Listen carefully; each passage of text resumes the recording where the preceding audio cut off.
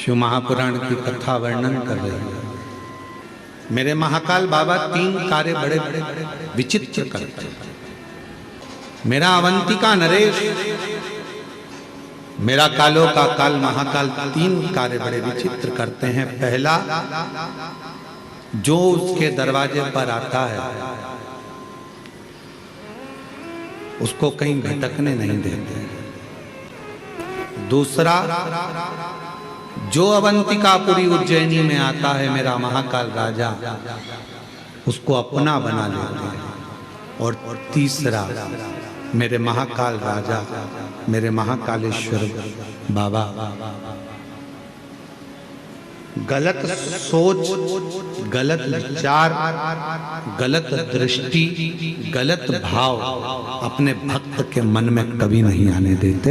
ये महाकालेश्वर, ये उज्जैनी अवंतिका नरेश शिव की आराधना, भगवान शंकर की साधना, शिव उपासना, ये शिव की कृपा के बिना नहीं। बहुत ध्यान देने वाला विषय है, थोड़ा सा ध्यान से सुनिएगा। कितने भी मित्र बनाओ, कितने भी दोस्त बनाओ, मना नहीं है, पर अपनी जिंदगी में एक मित्र ऐसा होना चाहिए जो शिव की आराधना करता हो, शिव की उपासना करता हो। अपनी लाइफ में, अपनी जिंदगी में एक मित्र ऐसा हो जो शंकर की आराधना करता हो, शिवालय तक तुमको लेकर जाए, शिव महापुराण की कथा तक तुमको लेकर जाए, शिव की भक्ति में तुमको लेकर, चाहे फिर वो आपकी माता, चाहे फिर वो आपका पिता, चाहे आपकी बहन, चाहे आपका भाई, कोई।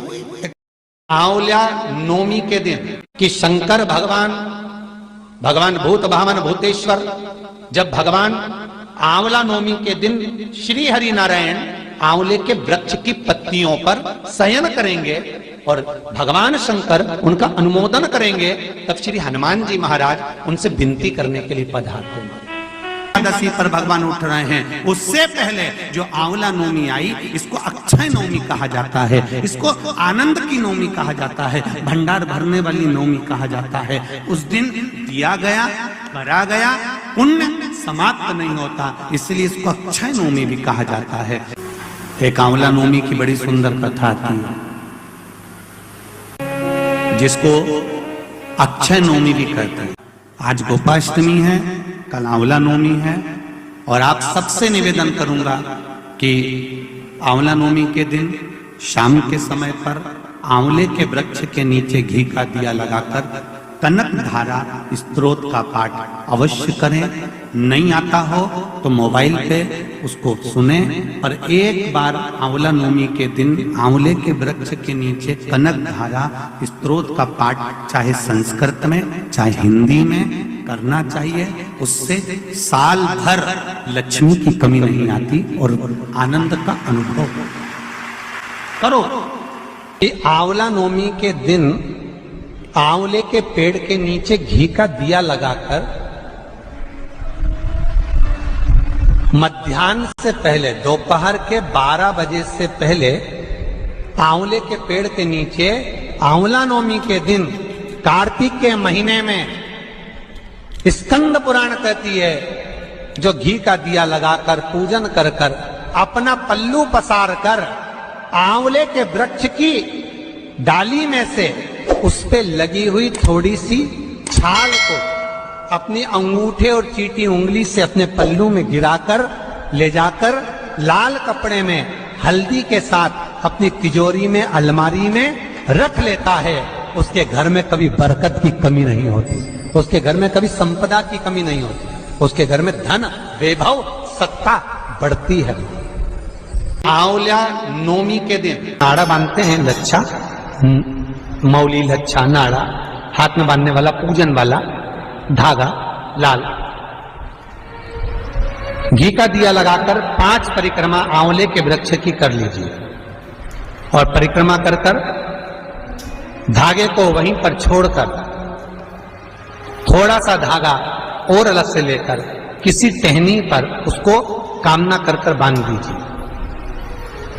महाराज 10वीं तिथि को, 9वीं को तो ये करो कि 10वीं को वापिस जाकर आंवले के पेड़ के नीचे घी का दिया लगाइए और जो धागे की आपने टहनी पर जो धागा बांधा है उसको खोल कर ले आइए, अपने हाथ पर बांधकर उसी धागे को पहनकर अपने काम के लिए निकल जाइए, आपको सफलता प्राप्त हो जाएगी। विदर्भ राजकुमार जी की एक बेटी थी जिसका नाम था ललिता।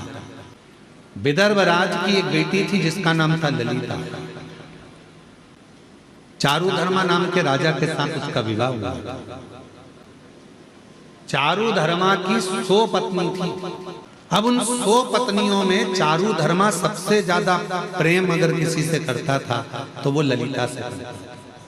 ललिता को इतना प्रेम करता था कि वो 99 रानियां देखकर आश्चर्य करती थी, ललिता से पूछती थी कि तूने पूर्व में कोई अच्छा कर्म करा है जो राजा तुझे प्रेम करता है। अग्नि पुराण का ये चरित्र है। और ललिता जी ने पूछा क्या बात क्या है? 99 रानियां कहने लगी हमको तुमसे ईर्ष्या होने लगी है क्योंकि राजा तुमसे बहुत प्रेम करता है। तब ललिता ने एक बार 99 रानियों को बिठाकर अपनी बात कहना प्रारंभ करी। मैं नहीं जानती कि राजा मुझे क्यों प्रेम करता है, पर इतना मुझे पूर्व के जन्म का एक बात याद है कि मैं पूर्व के जन्म में एक चुईया थी। सोवीर राजा के नगर में एक मलैया नाम के पुरोहित रहते थे और मलैया नाम के पुरोहित ने सोवीर राजा के नगर में एक सुंदर सा मंदिर का निर्माण कराया था जिसमें भगवान श्री हरि और भगवान शंकर शिवलिंग के रूप में विराजमान थे। भगवान हरि भी थे, हर भी थे, दोनों विराजमान। ना जाने में ना कौन सा पाप था जिसके कारण मुझे चुईया का जन्म मिला। शिव और नारायण दोनों उस मंदिर में विराजमान थे जिस मंदिर को मलैया पुरोहित ने बनाया था राजा सोवीर के नगर में। मैं चुईया एक बिलाव से, एक बिल्ली से डरकर मंदिर के अंदर प्रवेश कर गया। मैं चुईया उस बिलाव से डर के मारे यहां वहां भटक रही थी, दौड़ रही थी और दौड़ते दौड़ते मैं चुईया मंदिर में ही बैकुंठ चतुर्दशी का दिन था। मुझे क्या मालूम था ये हरिहर मिलन का दिन था और उस हरिहर मिलन के दिन हरिहर भगवान के मंदिर में जो दीप जल रहा था, मैं चुईया उस दीप के पास चली गई। मुझे लगा कि मुझे प्यास लग रही है, पानी मिलेगा, पर बिल्ली के डर के कारण मैं जब पानी पीने गई तो दिए में तेल था, घृत बना हुआ था। मेरे मुख लगने से पहले तो दिया बुझने की कतार पर था, पर मेरा मुख जैसे ही उस दिए की बाती को लगा, बाती थोड़ी सी आगे बढ़ गई और दिया अच्छे से जलने लगा। समय बीता और समय बीतने के बाद मेरे प्राण छूटे। जब मेरे प्राण छूटे तो मुझे क्या मालूम था कि बैकुंठ चतुर्दशी के दिन, हरिहर मिलन के दिन, हरिहर मिलन का दर्शन कर कर दीप की ज्योति को बढ़ाने के कारण मेरा जन्म विदर्भ राज के यहाँ बेटी के रूप में हो गया। विदर्भ राज के घर में मैं ललिता बनकर जन्म ले ली। ललिता बनकर ये जितने भी सावन के महीने की शिवरात्रि, पार्थिव शिवलिंग पूजन, बीच बीच में जो उत्सव होते हैं, पहले के लोगों को ये कुछ मालूम नहीं था, दबा हुआ था। हरिहर मिलन लोगों को स्मरण में नहीं आता था, हो जाता था, मालूम नहीं पड़ता था कि बैकुंठ चतुर्दशी के दिन हरिहर मिलन होता है। अब लोगों के ध्यान में आ गया हरिहर मिलन की कितनी महत्वता है, हरिहर मिलन के दर्शन की कितनी महत्वता है, हरिहर मिलन का आनंद करने की कितनी महत्वता है, लोगों को अब ज्ञात है। दीपदान की कितनी महत्वता है बैकुंठ चतुर्दशी के दिन, शिव मंदिर में जाकर क्यों दिया जलाया जाता है बैकुंठ चतुर्दशी के दिन, उसकी कितनी बात। मैं विदर्भ राजा के घर में ललिता नाम से जन्म ले ली और कहीं मेरा पूर्व का जो पुण्य था उस पुण्य के कारण मेरा विवाह चारुधर्मा राजा के साथ हो गया और उनकी इतनी सुंदर सुंदर रानियां होने के बाद भी चारुधर्मा यदि मुझसे प्रेम करते हैं तो उसका केवल एक कारण है, बैकुंठ चतुर्दशी हरिहर मिलन के दिन शिव मंदिर में जलाया गया दीप प्रज्वलन करना, ये उसका पुण्य है जो मुझे मिला है, ये उसका पुण्य है। 4 नवंबर को हरिहर मिलन का उत्सव है, शाम को 6 बजे बाबा का हरिहर मिलन होता है। शाम के आसपास के गांव के लोग, आसपास के शहर के लोग आते हैं, हरिहर मिलन का दर्शन करते हैं, सुख पाते हैं, दीपदान करते हैं कुबेरेश्वर बाबा की धरा। और ये आज से नहीं, कई वर्षों से नियम से चला आ रहा है, कई वर्षों से पुराना चल। आप जितने भी ऑनलाइन कथा सुन रहे हो, आपसे निवेदन है बैकुंठ चतुर्दशी के दिन अपने शिवालय में घर के आसपास में दीपदान जरूर करो, दीप अवश्य लगाओ, हरिहर मिलन का उत्सव करो।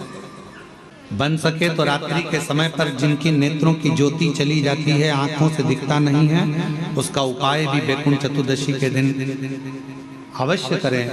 केवल एक दिन बैकुंठ चतुर्दशी का ऐसा होता है जिस दिन शालिग्राम भगवान को रात्रि के समय पर, हरिहर मिलन के समय पर भगवान शिव जी को तुलसा चढ़ती है और भगवान शालिग्राम भगवान को बेलपत्र चढ़ती है और वो तुलसा और बेलपत्र को शहद की शीशी में भर कर रखा जाता है। फिर उस शहद को जो बच्चा विद्वान नहीं है, पढ़ने में कमजोर, उसको दिया जाता है। कई लोग उसको नेत्रों में लगाकर नेत्र ज्योति को बढ़ाते हैं। बड़ी महत्ता हरिहर मिलन की महत्वता का वर्णन। शिव शंकर अपने पूर्व कर्म का भोग मनुष्य को भोगना ही पड़ता है, ये शिवपुराण कह रही है। अच्छा कर्म करा, चुईया का जन्म पाया, चुईया का जन्म पाकर भी अच्छा काम कर दिया। दिए में जल पीने के लिए गई थी और उससे उसके मुख से बत्ती बढ़ गई, दिया और तेज प्रज्वलित हो गया। उसका पुण्य ये मिला कि विदर्भ राज के घर में ललिता बनकर जन्म ली, बेटी बनकर राजा के घर में विवाह हो गया, राजा के घर में भी श्रेष्ठ रानी बन गई। ये पूर्व का कोई सुख होता है जो हमको मिला। और हम आप सबको साधुवाद दे, ना जाने कौन सा पुण्य आपने अपनी जिंदगी में करा होगा जो कार्तिक के महीने में गोपाष्टमी के दिन आज आपको यहाँ शिव महापुराण की कथा सुनना, गौ माता का दर्शन करना, दान करना, पुण्य करना, अन्नकूट महाप्रसाद को ग्रहण करना, अन्नकूट का दर्शन करना, ये सब आपको मिल रहा है, सब कुछ आपको प्राप्त होगा। कितने शिव भक्त अन्नकूट प्रसाद के लिए कोई चावल लेकर आया, कोई गेहूं लेकर आया, कोई ने भेंट दान करा, कोई ने ऑनलाइन दान करा, सबने अन्नकूट है, बाबा का अन्नकूट है, आज बाबा का अन्नकूट सबने अपने हिसाब से दे दिया। आपका एक बेलपत्र भी अगर कुबेरेश्वर धाम पर लगा है तो वो सुख देने वाले आनंद। धाम पर बैठकर आपने जो 108 बार श्री शिवाय नमस्तुभ्यम कहा, उसको पुण्यदायक है आपके कार्तिक।